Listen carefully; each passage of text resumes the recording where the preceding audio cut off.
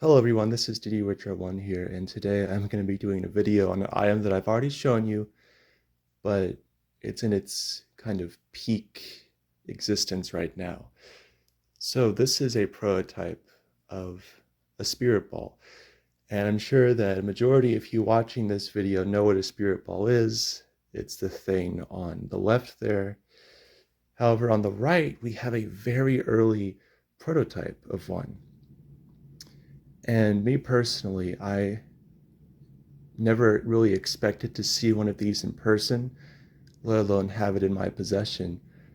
And it's something that I'm really proud of having.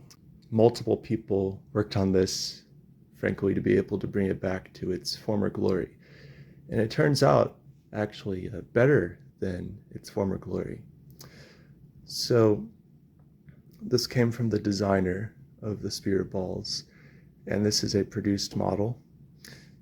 Just from a first glance, you can see a lot of differences. The way the original spirit balls were prototyped was pretty insane. They basically got a mechanism, they got a actual Butler head, like the vinyl Butler head, and just kind of stuck it on a mechanism and then made a mask and stretched that over the original head. And that made the face look really weird. So the factory was sent a carved up Butler head that the designer carved up. And so the underskull of this item, it's resin, but it is a cast of a very mutilated Butler head. And the reason that was done is to allow the mask to have more flexibility. So like the cheek areas are cut out, the nose is cut out, the ears are cut out, all of that kind of stuff, just to allow for the better movement because it was so tight before.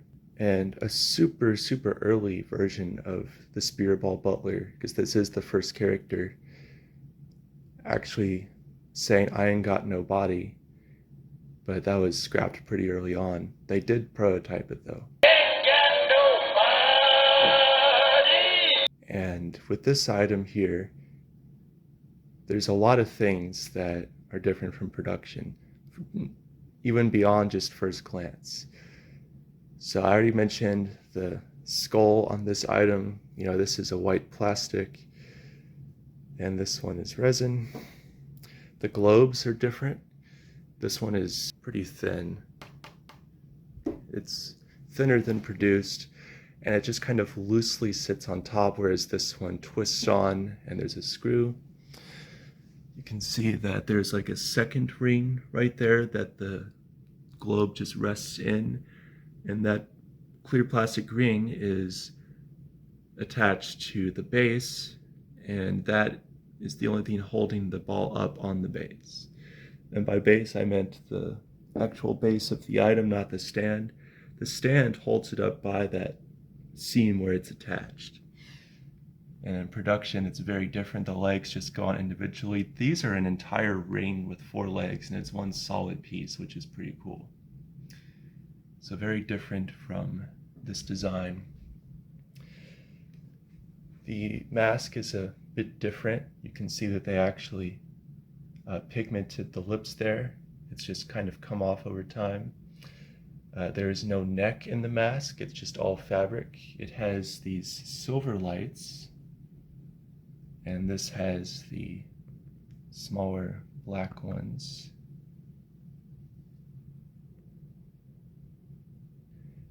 And also, this is before any of the Gemmy life sizes really had light up eyes, except for the 5-foot skeletons, like mainly the ones with moving eyeballs. So there are no light up eyes in this guy, and in some ways it's better, some ways it's worse. It's just a really different vibe and feel from a produced model. The facial expressions are pretty different. That's kind of obvious. The base is actually like a Spooky Juice skeleton base.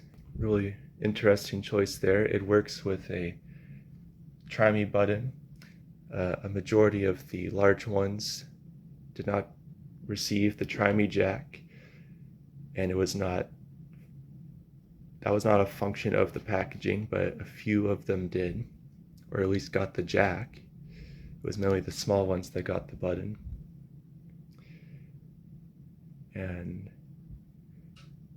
probably the biggest difference mechanically is the way it floats. This basically floats like produced Zoltan's head floats. And then ironically, the prototype Zoltan floats like the produced Spirit Ball floats. So just some fun irony there. But yeah, there's not too much else to say. It's an incredible piece of history. I feel like if I ever find another one of these, then the globe is probably going to be missing. The small monster Spirit Ball prototype I got is a similar construction style with the globes, and that one's globe was missing. Since it's not attached, it's like with a Dr. Shivers beaker or a Jason hockey mask or machete, or Dr. Shivers goggles especially. It's like if it's not epoxy to the thing, it's probably going to be missing. And with this, there's an even higher chance of that, unless the person took good care of it. But who knows how many of these actually still are in the wild. One of the craziest parts of the restoration history with this has been restored by 3 collectors. So initially it was worked on by 0635. He got the mouth mech working. It had a split gear, a couple other little things, but the floating was not working. Turns out the motor was completely dead. The Gemmy fan replaced the motor, and then he reattached the head to the mech, and then while he had it, the head just kind of fell off the mech. I went and picked it up. It was broken for several months like that, and then in 2020, CJ Webler rebuilt the thing, and that's where you saw it in the video I did with Green Science Boy. And the mouth moved way too much at that time, so the speed dial, the potentiometer, was turned down for the mouth, so it's moving more as it was intended, and it's not putting a bunch of stress on everything. And initially when the mech was fixed, there was not super initially, but in 2020 when the mech was fixed, because it did break, there was like a rare gear in there that had some broken teeth, but thankfully CJ Webler had just one of those and put that in. And then fast forward to 2022, and it broke again with this exact same gear. And so it was looked at this year, and it turns out that they really just chose the wrong gear ratios for the gearbox. It's a unique gearbox, no one I know has seen that kind of gearbox on any kind of item before, but they really just made certain things too small and other things too big. And that ultimately caused a few things. So it caused the head to drop in some areas, and that eventually, caused the gear to lose teeth. But lo and behold, there was a parted out item that had a gear that was slightly different, and it works so much better. So this is going to float and operate so much better than when you guys last saw it. But that's all I really have to say about this. So without further ado, I'll begin demonstrating the prototype here, and then I will, if it works with me, I will turn on the produced model. But here we go.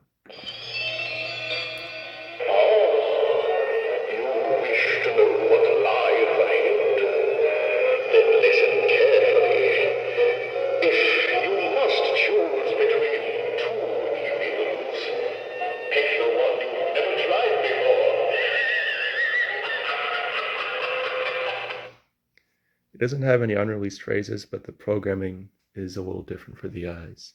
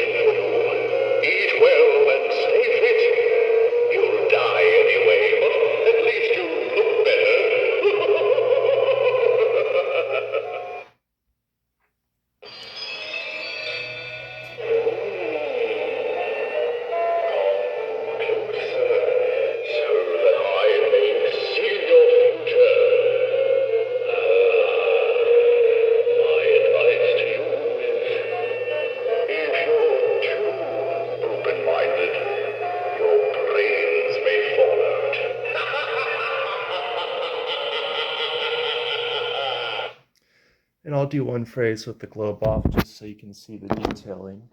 The globe has a seam in the middle. Here he is without the globe. You wish to know what lies ahead? Then listen carefully. If you must choose between two evils, pick the one you've never tried before.